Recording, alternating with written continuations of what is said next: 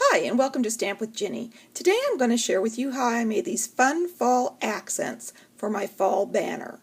Let me set this aside and I'll show you how I got started. Okay, the first step to make your fun autumn accents is to run your cardstock through the Big Shot using your autumn accents die and cut out your shapes. I happen to be using Tangerine Tango Cajun Craze and Hello Honey for this. And next you're going to want to take your leaves and fold them in half and set them inside your wood grain embossing folder. Oops. I'm going to place them in at an angle here, and then I'm going to run them through the Big Shot. It doesn't have to be perfect, you just want to make sure they're on an angle. So let me show you what that looks like. Okay, I've got my leaves run through the folder and now I'm ready to spritz them. So let me set these acorns aside so they don't get sprayed and show you how I did that.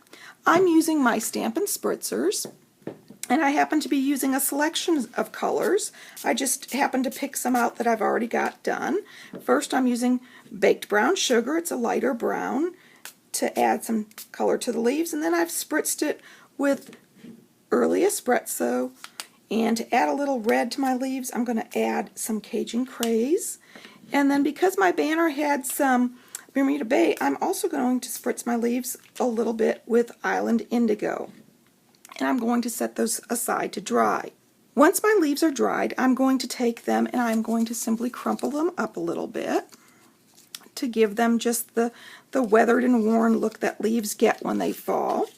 There's no particular way to do this, and you can do it a number of times. You just want to be careful when you're opening your leaves up again so that you don't tear them, since the wood grain is a fairly intense embossing folder. So now these are ready to use, and I'm going to set them aside and show you how I did the acorn. For the acorn, I took one of my shapes and I cut the cap off. I hope you can see that, using my paper snips. And for this, you might want to wear a pair of gloves if you don't like getting messy, but I simply took the one piece and I covered the bottom of the acorn and I spritzed it with my spritzer. First the baked brown sugar, and then a little bit of early espresso, and on some of them I even used a little bit of the Island Indigo. My Island Indigo is getting a little low, so it is spritzing quite heavily.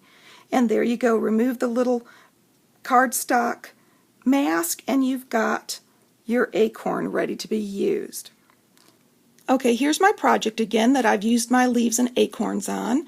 It's the Chalkboard Simply Created Banner Kit from the annual catalog.